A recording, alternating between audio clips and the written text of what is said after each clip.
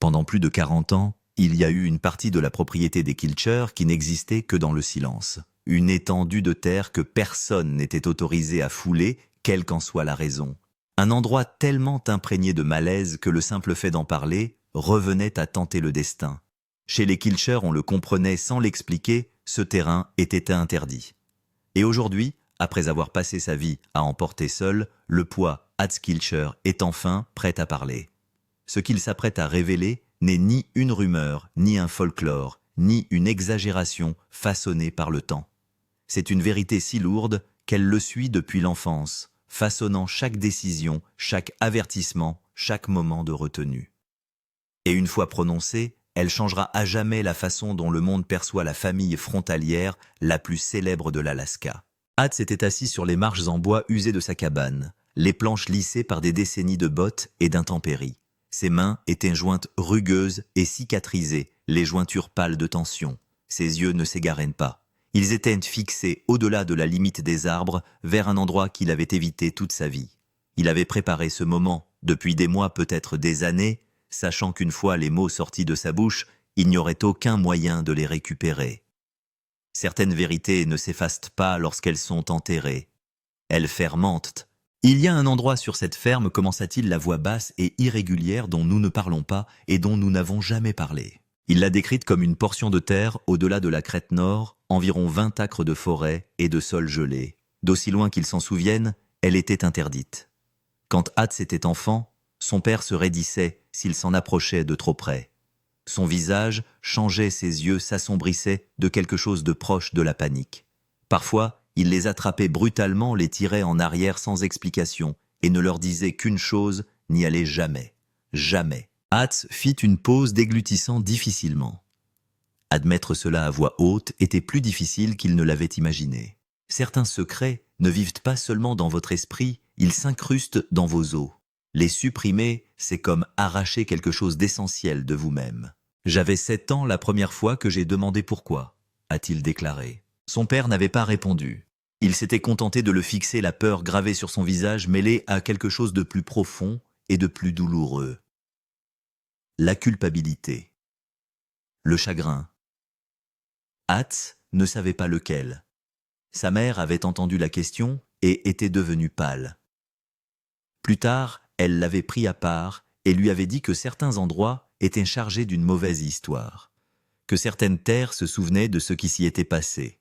Ces endroits, disait-elle, devaient être respectés, évités et, si possible, oubliés. Mais l'oubli n'a jamais été une option. La terre interdite était restée toute sa vie au bord des pensées d'Hatz, comme une ombre qui se déplaçait quand il ne regardait pas. Adolescent, la curiosité le rongeait. Il voulait comprendre ce qui pouvait bien justifier une telle peur. Mais ses frères et sœurs aînés ont vite étouffé cette curiosité, l'avertissant avec un sérieux qui dépassait de loin l'autorité normale de la fratrie. Alors il a obéi. « Pendant des décennies, j'ai obéi », a déclaré Hatz à voix basse. Il est devenu le gardien de la frontière. Il a éloigné les visiteurs, leur a dit que le terrain était instable, que l'activité de la faune rendait l'endroit dangereux. Il a inventé des explications parce que la vérité n'a jamais pu remonter à la surface. Il a gardé un secret qu'il ne comprenait pas entièrement simplement parce qu'on lui avait dit que c'était nécessaire. Puis son père est décédé. Dans ses derniers instants, son père lui a enfin tout raconté.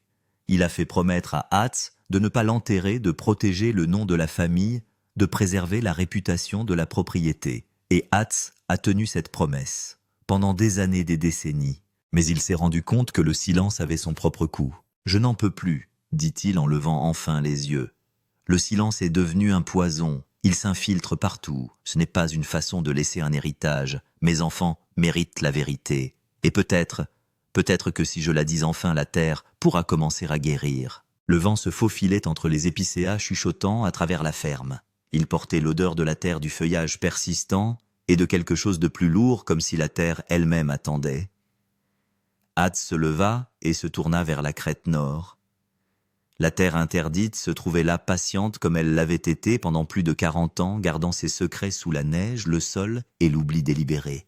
Ce qui viendrait ensuite changerait tout. La confession a commencé. La voix d'Hatz s'alourdit au fur et à mesure qu'il remonte le temps, dévoilant une histoire volontairement occultée depuis des générations. L'histoire ne commence pas avec son père, mais avec son grand-père, Ewell Kilcher, un immigrant suisse arrivé en Alaska dans les 1940, rêvant de construire une vie autonome, loin de la violence et de la corruption de l'Europe de l'après-guerre. Mon grand-père pensait prendre un nouveau départ, explique Monsieur Hatz. Il voulait quelque chose de pur. Ce qu'il ne savait pas, c'est qu'il n'était pas la première personne à avoir élu domicile sur cette terre. Avant les Kilcher, il y en avait eu d'autres, et ce qui s'est passé entre eux est devenu le fondement de tout ce qui a suivi. La zone interdite, révèle Hatz, a déjà appartenu à un trappeur nommé Samuel Hendricks. Samuel a vécu là des années avant l'arrivée d'Ewell.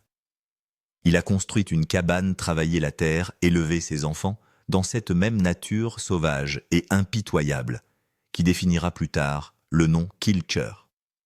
Mais à cette époque, les revendications territoriales étaient vagues, se chevauchaient, et étaient souvent réglées par la force plutôt que par la loi. Il y a eu une confrontation, dit Hatz, les mains tremblantes, sur les limites sur qui avait le droit d'être là. Ewell pense que ses documents de propriété lui donnent un droit de propriété légal, tandis que Samuel pense que les années de travail et d'occupation comptent davantage. Aucun des deux hommes n'est prêt à céder. Par une nuit d'hiver amer de 1952, Samuel a affronté Ewell sur le terrain contesté.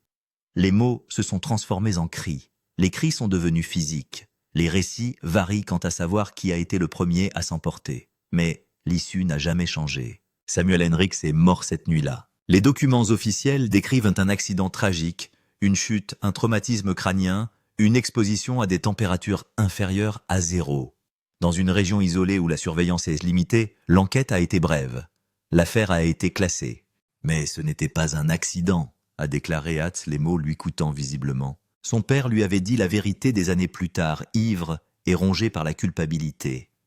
Ewell avait frappé Samuel sous le coup de la colère avec un morceau de bois de chauffage. Samuel est tombé, s'est cogné la tête sur les fondations en pierre de sa propre cabane et ne s'est plus jamais relevé. Ewell panique. Il était un nouvel immigrant. Son anglais était limité.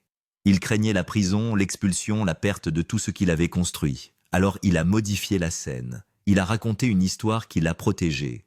Un mensonge qui s'est transformé en histoire. Cet aveu a détruit le père Hatz qu'il a porté seul pendant des décennies. Savoir que tout l'héritage de la famille reposait sur la violence et la tromperie a changé sa façon de voir les choses. Mais la tragédie ne s'est pas arrêtée là. La femme de Samuel, Margaret, et leurs 3 enfants se sont retrouvés sans rien, déplacés, traumatisés, effacés. Et la terre où cela s'est passé a été fermée non seulement par le silence, mais aussi par la peur. Margaret avait accusé Ewell de meurtre, avait hurlé ses accusations à qui voulait l'entendre, mais sans preuve. Et avec des ressources limitées pour poursuivre la justice, ces revendications furent rejetées comme les délires d'une veuve accablée de chagrin qui cherchait un responsable à sa tragédie. Elle a maudit cette terre, dit Hatz à voix basse. Mon père se souvenait d'en avoir entendu parler par des anciens de la région. Margaret Hendricks s'est tenue sur la propriété où son mari était mort et a déclaré qu'elle n'apporterait jamais la paix à quiconque la revendiquerait, que le sang qui y avait coulé empoisonnerait tout bonheur qui y serait construit. Les gens pensaient qu'elle était folle de chagrin, mais elle y croyait dur comme fer. Puis, elle et ses enfants ont quitté l'Alaska, ont disparu d'où ils venaient, et nous n'avons plus jamais entendu parler d'eux. Ewell avait refusé d'utiliser cette partie du terrain. Malgré sa nature pragmatique et la rareté des terrains exploitables en Alaska, il ne voulait pas y construire, ni y faire paître des animaux, ni permettre à ses enfants d'y jouer. Il avait prétexté un sol instable, un mauvais drainage, trop de rochers, toujours une excuse pratique qui masquait la réalité psychologique. Il ne supportait pas de tirer profit de l'endroit où il avait tué un homme. La culpabilité l'a rongé jusqu'à la fin de sa vie. Hatz a décrit la découverte de vieux journaux après la mort d'Ewell, des pages remplies d'auto-accusations torturées et de tentatives de justifier ce qu'il avait fait. Ewell s'était convaincu qu'il protégeait l'avenir de sa famille, que la mort d'un homme était un prix tragique mais finalement acceptable pour la survie et la prospérité de ses propres enfants et petits-enfants, mais la rationalisation n'avait jamais réussi à faire taire la voix qui murmurait qu'il était un meurtrier qui s'en était tiré à bon compte. Mon père a hérité de cette culpabilité, poursuit Hatz, même s'il n'a pas été impliqué, même s'il n'était qu'un enfant lorsque cela s'est produit. Il s'est senti responsable du maintien du secret, de la protection de la mémoire d'Ewell et de la réputation de la famille. Il a décidé que la meilleure façon d'honorer Samuel Hendricks était de laisser cette terre intacte, de la laisser comme une sorte de tombe sans nom, un mémorial à un homme dont la mort avait été injustement oubliée. Mais la laisser intacte n'a pas suffi. Des choses étranges s'étaient produites au fil des ans dans cette zone interdite, des choses dont Hatz avait été le témoin direct, mais dont on lui avait interdit de parler, des animaux qui refusaient d'entrer dans certaines sections des chutes de température soudaines, qui ne pouvaient être expliquées par les conditions météorologiques, un sentiment de malaise omniprésent que quiconque s'approchait de trop près pouvait ressentir dans ses os. « Je ne crois pas aux fantômes », dit Hatz, bien que sa voix manque de conviction. « Je suis un homme pragmatique. Je crois en ce que je peux voir, toucher et mesurer, mais je ne peux pas non plus nier ce que j'ai vécu dans cet endroit. C'est comme si la terre elle-même se souvenait de ce qui s'y est passé, qu'elle s'y accrochait d'une manière ou d'une autre. Ou peut-être s'agit-il simplement de notre propre culpabilité qui se manifeste. Nos esprits inconscients créent des explications surnaturelles pour l'horreur très réelle de savoir que les fondations de notre famille sont construites sur la tombe d'un autre homme. La révélation a jeté une lumière différente sur tout ce qui concerne l'héritage des Kilcher. Les valeurs qu'ils avaient défendues, le travail acharné, l'autosuffisance, l'attachement à la terre, tout cela était authentique. Mais cela reposait aussi sur une base de violence et de tromperie qui avait été soigneusement dissimulée pendant plus de 66 ans. La propriété qui avait été présentée au monde comme un phare de la vertu de la frontière avait été acquise par un acte qui au mieux était un homicide involontaire, et au pire, un meurtre suivi d'une dissimulation réussie. La voix d'Hatz s'est légèrement brisée alors qu'il terminait ce chapitre de la confession. J'ai passé toute ma vie à être fier de ce que nous avons construit ici, fier de la vision de mon grand-père et du travail acharné de mon père. Et je le suis toujours à bien des égards. Mais je ne peux pas séparer cette fierté de la connaissance de ce qu'elle a coûté du sang qui a arrosé ce sol avant même que nous ayons planté notre première récolte. Samuel Hendricks méritait mieux que cela. Sa famille méritait mieux. Et la vérité, aussi tardive soit-elle, mérite d'être enfin dite. Le poids du silence. La décision de dire enfin la vérité n'a pas été facile à prendre. Et Hatz a su dès que les mots sont sortis de sa bouche qu'il y aurait des conséquences qu'il ne pouvait pas entièrement anticiper. Dans les heures qui suivent ses premiers aveux, les mots se répandent dans la famille comme une traînée de poudre. Des coups de téléphone sont passés, des réunions d'urgence sont convoquées et la propriété des Kilcher devient une cocotte minute d'émotions brutes et de réactions contradictoires. Otto arrive le premier, son visage est un masque de fureur à peine contrôlé. Il connaissait des bribes de l'histoire, leur père en avait partagé des morceaux avec lui aussi, mais il avait cru que le secret mourrait avec leur génération, que garder le silence était le seul moyen de protéger tout ce qu'ils avaient construit. Voir Hatz trahir cet accord tacite a été ressenti comme une attaque personnelle. « Qu'as-tu fait » demanda Otto, la voix tremblante. « As-tu la moindre idée de ce que cela va nous faire de la ferme, de tout ce pourquoi nous avons travaillé ? Tu viens de détruire la réputation de notre famille parce que tu ne pouvais pas supporter de porter le poids que toutes les générations avant nous ont porté. » Hatz répondit à la colère de son frère par une résolution tranquille. « Je ne pouvais plus le porter, Otto, et je n'aurais pas dû avoir à le faire. Aucun d'entre nous n'aurait dû construire sa vie sur un mensonge aussi gros. Samuel Hendricks était une personne réelle. Il avait une famille. Il est mort sur nos terres et nous avons passé 66 ans à faire comme si cela n'avait pas d'importance parce qu'il était gênant de le reconnaître. » La dispute s'est rapidement intensifiée, les voix s'élevant alors que des décennies de tensions inexprimées trouvaient enfin un exutoire. Otto a fait valoir que révéler la vérité ne servait à rien d'autre qu'à soulager la mauvaise conscience d'Hatz. Samuel était mort depuis longtemps, sa famille avait tourné la page, et ressasser une histoire ancienne ne ferait que causer de la douleur sans apporter de véritable justice ou de guérison.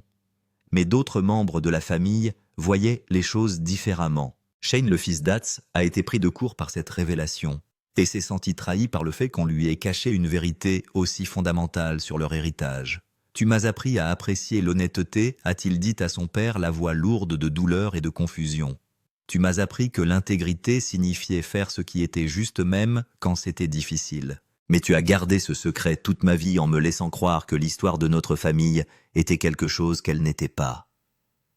Comment suis-je censé réconcilier cela ?» La question était profonde parce que Hatz n'avait pas de bonne réponse. Il avait fait le choix de garder secrète la confession de son père sur son lit de mort. Il avait rationalisé cela en honorant les souhaits d'un homme en train de mourir. Mais il ne pouvait pas nier qu'une partie de sa motivation avait été la préservation de soi. La connaissance était laide et compliquée, et la partager signifiait accepter le jugement non seulement pour les actions de Yule, mais pour sa propre complicité dans la dissimulation. Jane et Ivan rejoignirent le rassemblement tous deux stupéfaits par ce qu'ils entendaient. Jeanne, qui est toujours l'historienne de la famille, a immédiatement commencé à s'interroger sur les détails, essayant de comprendre comment un événement aussi important avait pu être si complètement effacé du récit familial. Il doit y avoir des documents, a-t-elle dit, des actes de décès, des rapports de police, quelque chose d'officiel qui documente ce qui s'est passé. Hatz explique qu'il s'est penché sur la question il y a des années, poussé par son propre besoin de vérifier les aveux de son père. Les documents officiels sont peu nombreux. Un décès signalé, une enquête menée dans des conditions hivernales difficiles, un constat de mort accidentelle. La bureaucratie de la 1950 Frontier Alaska est au mieux minimale, et la famille de Samuel ayant quitté le territoire peu après sa mort, il n'y a eu personne pour faire pression en faveur d'une enquête plus approfondie. Yule s'en est donc tiré, a déclaré Ivan sans embâge. Il a tué un homme, l'a dissimulé, puis a bâti tout notre héritage sur des terres qu'il a obtenues par la violence. Et nous sommes censés, juste quoi, accepter cela, être d'accord avec ça, parce que c'est arrivé il y a longtemps?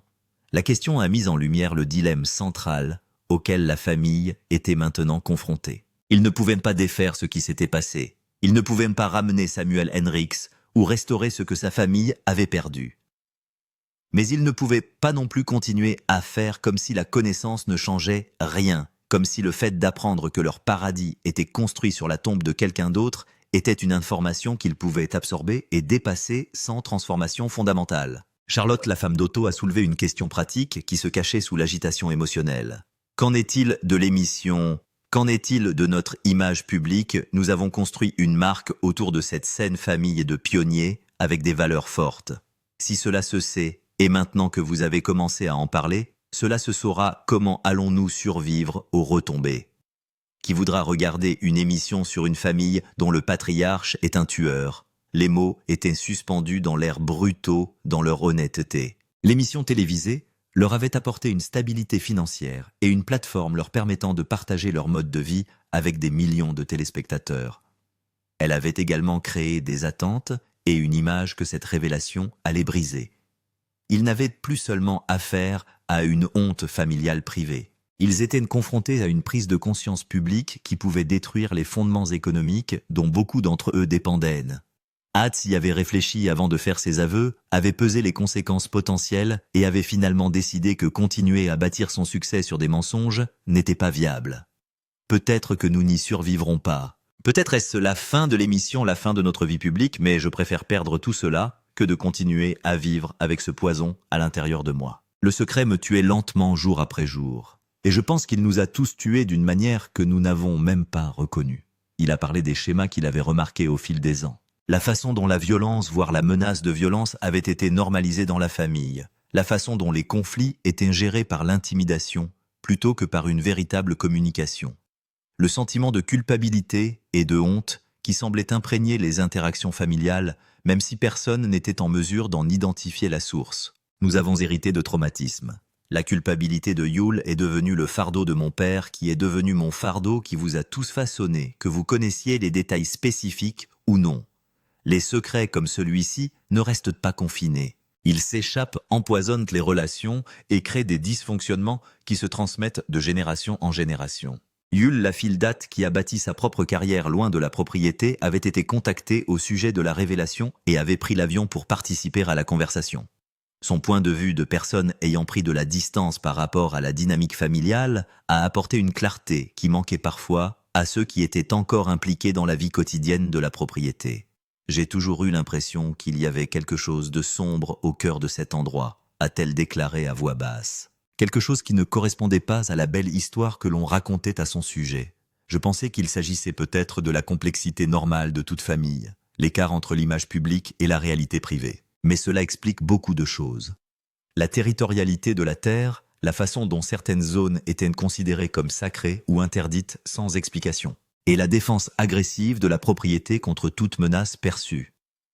Cela fait 66 ans que nous jouons la carte de la culpabilité et de la peur de Yule sans savoir pourquoi. Ces mots ont résonné. La révélation ne portait pas seulement sur un événement historique, mais aussi sur la façon dont cet événement a façonné tout ce qui a suivi. Ils ont créé des schémas de comportement et des dynamiques émotionnelles qui semblaient inexplicables jusqu'à présent. Mais la compréhension n'a pas automatiquement conduit à la guérison. Alors que la famille se débattait avec ses nouvelles connaissances, des divisions sont apparues. Certains pensent que la confession et la reconnaissance sont les premiers pas vers la rédemption. D'autres estiment qu'Hatz a égoïstement donné la priorité à son propre soulagement émotionnel, plutôt qu'au bien-être collectif de la famille.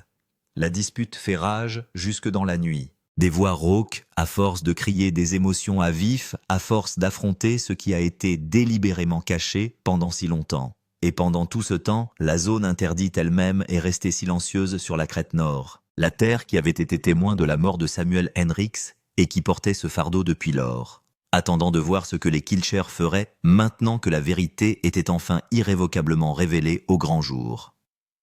Mise au jour des preuves, la confession aurait pu rester purement testimoniale. Si ce n'est ce qui s'est passé 3 jours après la révélation initiale d'Hatz, encore sous le choc d'avoir appris les sombres fondements de l'héritage de sa famille, a pris une décision qui allait transformer la spéculation en une réalité indéniable. Il se rendit dans la zone interdite. Malgré les avertissements de son père et les objections furieuses d'Otto Shane, se sentit obligé de voir l'endroit de ses propres yeux, de se tenir sur le sol où Samuel Henricks était mort. Il n'y est pas allé seul, Ivan l'a accompagné. Les 2 hommes portent le poids du besoin de savoir, du besoin de vérifier, du besoin de rendre concrète l'horreur abstraite. Ce qu'ils ont trouvé a dépassé leurs attentes les plus sombres. Les vestiges de la cabane d'origine de Samuel étaient toujours là, masqués par des décennies de végétation. Les pierres de fondation dont Hatz avait parlé, le coin où Samuel s'était prétendument cogné la tête. Elles sont encore visibles, disposées selon un schéma qui évoque l'habitat humain et l'espoir. Quelqu'un a construit une vie ici. Ils avaient investi leur travail et leurs rêves dans ce coin de terre pour se le faire voler dans un moment de violence. Shane a tout documenté avec son téléphone. Photographié les ruines sous plusieurs angles. La cabane était petite, peut-être 12 pieds par 14 pieds. Construite avec la même efficacité pratique qui caractérisera plus tard la construction des Kilcher. Il y avait des vestiges de ce qui aurait pu être une petite grange ou un hangar de stockage à proximité, et les faibles traces de ce qui aurait pu être une parcelle de jardin. Mais la découverte la plus effrayante a été faite lorsque Ivan a commencé à débroussailler l'intérieur de la cabane. Sous les couches de végétation et de terre décomposées, il a découvert que l'intérieur de la cabane était en train de se dégrader et qu'il y avait de la terre. Il a trouvé des objets, des effets personnels qui avaient été abandonnés ou perdus dans le chaos qui a suivi la mort de Samuel, un couteau rouillé avec un manche fait à la main. Des morceaux de ce qui aurait pu être des jouets d'enfants taillés dans du bois et usés par les intempéries jusqu'à devenir méconnaissables. Une tasse en fer blanc avec les initiales SH gravées sur sa surface. « C'était une de ses affaires », a dit Shane. Sa voix était chargée d'émotion lorsqu'il a tenu la tasse. Samuel Henricks a bu dans cette tasse. Ses enfants ont probablement joué avec ses jouets. Il ne s'agissait pas d'un personnage abstrait de l'histoire, mais bien d'une personne réelle. Il vivait ici. Il avait une famille qu'il aimait. Et cela fait 66 ans que nous passons devant cet endroit, en faisant comme si tout cela n'avait pas d'importance. Ils ont aussi trouvé quelque chose d'autre. Quelque chose qui a glacé le sang de Shane. Gravé dans l'une des pierres de fondation, à peine visibles sous la mousse et les intempéries, se trouvaient des mots. Samuel Henricks Homesteader père. Que Dieu juge ceux qui nous ont fait du tort. L'inscription semble être de la main d'une femme. Il s'agit probablement du dernier acte de Margaret avant de quitter l'Alaska. Une malédiction et une commémoration combinées en une déclaration désespérée. La découverte a été photographiée et partagée avec le reste de la famille. Les preuves matérielles rendaient le déni impossible. Il ne s'agissait pas seulement de l'imagination culpabilisante d'Hatz ou des divagations de son père sur son lit de mort. C'était la preuve archéologique que Samuel Henricks avait existé, qu'il avait construit sa vie sur cette terre et qu'il avait été effacé du récit des Kilcher si complètement que la plupart des membres de la famille ne connaissaient même pas son nom jusqu'à il y a quelques jours.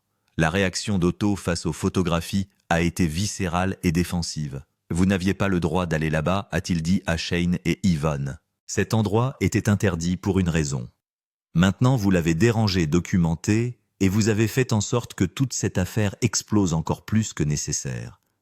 Mais Jane voyait les choses différemment. Ayant toujours attaché de l'importance à l'exactitude historique, la preuve physique exigeait d'être reconnue. Elle commença à faire des recherches utilisant les informations limitées dont il disposait pour essayer de retrouver ce qu'il était advenu de Margaret Hendricks et de ses enfants après qu'ils eurent quitté l'Alaska. La recherche était compliquée par le passage du temps et par la nature commune du nom de famille. Mais elle était déterminée à trouver des réponses. En l'espace d'une semaine, en consultant les archives publiques et les bases de données généalogiques, Jane a fait une percée. Elle a trouvé une Margaret Hendricks qui était revenue dans l'État de Washington en 1953 avec 3 enfants. La chronologie correspond parfaitement. Des recherches plus approfondies ont révélé que Margaret était décédée en 1978, sans s'être remariée après avoir travaillé comme couturière pour subvenir aux besoins de sa famille. Les enfants, 2 filles et un fils, avaient tous survécu jusqu'à l'âge adulte. Plus important encore, Jane découvre que le fils de Samuel et Margaret Thomas Hendricks est toujours en vie. Il a 66 ans, vit dans une communauté de retraités près de Seattle, est veuf et a lui-même des enfants et des petits-enfants. Il n'avait que 6 ans lorsque son père est mort sur ce qui est aujourd'hui Kilcher Land. Cette découverte a provoqué une onde de choc dans la famille. Samuel Hendricks n'était pas seulement une note de bas de page historique. Il avait des descendants vivants qui avaient été privés de leur père et de leur grand-père à cause des actions d'Ewell. Les dimensions morales de la situation sont soudain devenues beaucoup plus complexes et immédiates. Nous devons le contacter, insiste Ewell. Thomas Hendricks mérite de savoir ce qui est réellement arrivé à son père. Il mérite la vérité et des excuses de la part de cette famille. Otto a été horrifié par cette suggestion. Vous êtes fou. Vous voulez vous exposer à des poursuites judiciaires. Dire à un homme que son père a été tué par notre grand-père et que nous l'avons dissimulé pendant 66 ans. Ce n'est pas seulement moralement discutable, c'est juridiquement dangereux. Nous pourrions tout perdre. Mais Hatz, qui s'était déjà engagé sur la voie de la vérité, s'est rangé du côté de Jewel. Nous avons déjà perdu notre position morale en gardant le secret pendant si longtemps. Contacter Thomas n'a pas pour but de nous protéger. Il s'agit de faire enfin ce qui est juste, quel qu'en soit le prix. Il a vécu toute sa vie sans savoir ce qui était réellement arrivé à son père. Ne lui devons-nous pas la vérité? Le débat a fait rage, divisant la famille selon des lignes de fracture familière. Ceux qui donnaient la priorité à la protection de la propriété familiale et des intérêts de la famille préconisaient de garder le silence, de laisser dormir les chiens, maintenant que les premiers aveux avaient été faits. Ceux qui plaçaient la responsabilité morale au-dessus des préoccupations pratiques insistaient sur le fait que les demi-vérités n'étaient qu'une autre forme de mensonge, que la véritable guérison exigeait une honnêteté totale, aussi douloureuse soit-elle. Charlotte a soulevé une autre question qui n'avait pas été entièrement abordée. Qu'en est-il de la terre elle-même? Si Samuel Hendricks était le propriétaire légitime, si son droit était antérieur à celui de Jewel, alors ses descendants pourraient légalement prétendre à au moins 7 parties de la propriété. En reconnaissant ce qui s'est passé, nous pourrions ouvrir la porte à la perte d'une partie du homestead. Cette possibilité était terrifiante pour ceux qui ont consacré leur vie à la préservation et à l'expansion de la propriété familiale. La zone interdite était peut-être petite, environ 20 acres seulement, mais c'était le principe qui comptait. S'ils reconnaissaient que Jewel l'avait obtenu illégalement par la violence, quel précédent cela créait-il pour le reste de leurs revendications territoriales? Pourtant, même si ces préoccupations pratiques étaient débattues, les preuves matérielles de la zone interdite continuaient d'exercer leur propre pression. Shane avait ramené certains des objets. La coupe avec les initiales de Samuel, un des jouets sculptés, photographie de la fondation, et le message gravé de Margaret. Ces objets trônaient sur la table de la cabine principale, comme des accusations impossibles à ignorer, exigeant reconnaissance et action. ATS prit la tasse en éteint, la retournant dans ses mains usées. Cela appartenait à un homme que mon grand-père a tué, a-t-il dit calmement. Un homme qui essayait simplement de construire une vie pour sa famille dans cette même nature sauvage que nous prétendons aimer et respecter. Nous pouvons débattre de stratégie et de responsabilité juridique autant que nous voulons, mais au bout du compte, nous détenons les biens d'un homme dont nous avons profité de la mort pendant 66 ans. Comment pouvons-nous vivre avec cela si nous n'essayons pas au moins d'arranger les choses? La question était suspendue dans l'air sans réponse et inévitable, alors que la famille était confrontée aux preuves qui avaient transformé leur sombre secret d'une histoire abstraite en une réalité concrète et indéniable. Traumatisme générationnel. ATS était assis seul dans sa cabine, le poids de la confession pesant sur lui d'une manière qu'il n'avait pas complètement anticipée. Les preuves matérielles. L'existence de Thomas Henry. L'éclatement de la famille et tout cela confirmait ce qu'il soupçonnait depuis des années. Le secret n'était pas seulement un fait enfoui, c'était un poison vivant qui coulait dans la lignée des Kilcher depuis des générations. Il pensa à sa propre enfance, l'anxiété inexplicable qui l'avait assailli, les cauchemars sur la zone interdite qu'il n'avait jamais compris, jusqu'à la confession de son père sur son lit de mort. Il se souvenait de l'alcoolisme de son père, de la façon dont la culpabilité l'avait rongé dans les moments calmes des accès de rage occasionnels qui semblaient venir de nulle part. Il ne s'agissait pas seulement de traits de caractère, mais de symptômes d'un savoir insupportable. « Je suis devenu mon père », avoue Hatz à Jewel au cours d'une de leurs conversations privées. J'ai hérité de sa honte, de sa peur, de son besoin désespéré de protéger un héritage bâti sur le sang. Et je vous l'ai transmis à toi et à tes frères sans même m'en rendre compte. La colère, la territorialité, la façon dont nous avons toujours traité cette terre comme quelque chose que nous devions défendre plutôt que comme quelque chose dont nous avions le privilège d'être les gardiens. Tout vient de là.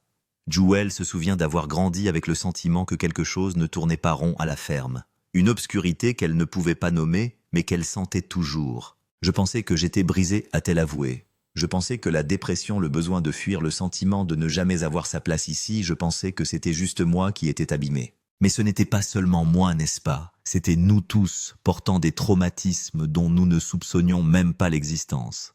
La jeune génération était aux prises avec ses propres versions de cette prise de conscience. Shane a parlé de la pression qu'il a toujours ressentie pour se prouver qu'il était digne du nom Kilcher. Vivre selon des normes qui semblaient à la fois incroyablement élevées et quelque peu viciées.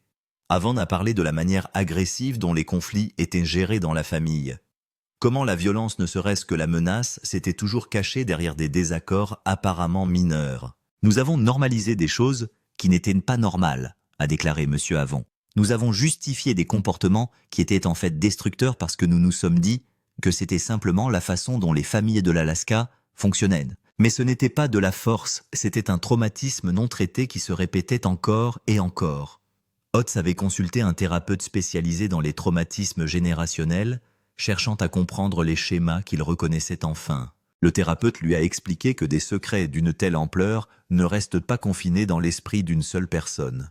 Ils s'échappent par le biais du comportement des schémas émotionnels, des façons inconscientes dont les familles s'organisent autour d'une honte cachée.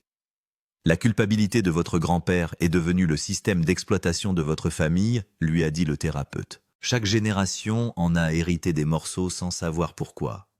La zone interdite n'était que le symbole le plus évident, mais le véritable héritage était la peur, la honte, le besoin de contrôler le récit à tout prix. Comprendre cela n'a pas rendu les choses moins douloureuses, mais cela a fourni un contexte pour toute une vie de confusion et de douleur. Briser la malédiction. La famille se réunit une dernière fois pour prendre une décision concernant la zone interdite et Thomas Henricks. Les divisions subsistent, mais le conflit s'épuise. Les membres reconnaissent qu'ils ne peuvent pas rester suspendus dans cet espace liminal de connaissances sans agir. Hatz avait clarifié sa position. Ils devaient contacter Thomas, lui offrir toute la vérité et le laisser décider ce qu'il attendait d'eux, le cas échéant. Otto continuait de résister, mais son opposition s'était affaiblie au fur et à mesure que les preuves s'accumulaient et qu'il observait le tribut psychologique que le secret faisait payer à tous ceux qui le portaient désormais. Jane avait rédigé une lettre soigneusement formulée, mais d'une honnêteté sans faille, sur ce qui était arrivé à Samuel Henricks. La famille l'a relu ensemble. Chaque mot a été scruté, chaque phrase a été débattue. Certains voulaient adoucir le langage, présenter les actions de Yule sous le jour le plus sympathique possible. D'autres insistaient sur l'honnêteté absolue, sur le refus de minimiser ce qui avait été fait. La famille a finalisé une lettre à Thomas Henricks, qui reconnaissait la violence, acceptait la responsabilité, exprimait des remords et lui laissait le soin de décider de la suite des événements. En attendant, ils ont choisi de mettre fin à des décennies d'effacement en créant un mémorial en l'honneur de Samuel Henricks. Shane et Yvonne en ont supervisé la conception et l'inscription. La réponse finale de Thomas a été gracieuse et discrète. Il voulait la vérité, pas la vengeance. Il a refusé une visite, mais a demandé des photos du mémorial. Son pardon était immérité, mais transformateur. Lorsque le mémorial a été installé, la famille s'est réunie pour reconnaître ouvertement le passé. Cela n'a pas tout résolu, mais cela a marqué un début significatif. La ferme Kilcher ne sera plus jamais la même. La confession d'Hatz a brisé des illusions, mais a aussi créé la possibilité d'une véritable guérison, de construire un héritage sur la vérité plutôt que sur des secrets enfouis. La zone interdite est un rappel permanent que les paradis construits sur la violence et la tromperie ne peuvent jamais vraiment s'épanouir. Mais l'honnêteté, aussi douloureuse soit-elle, offre le seul véritable chemin vers la rédemption.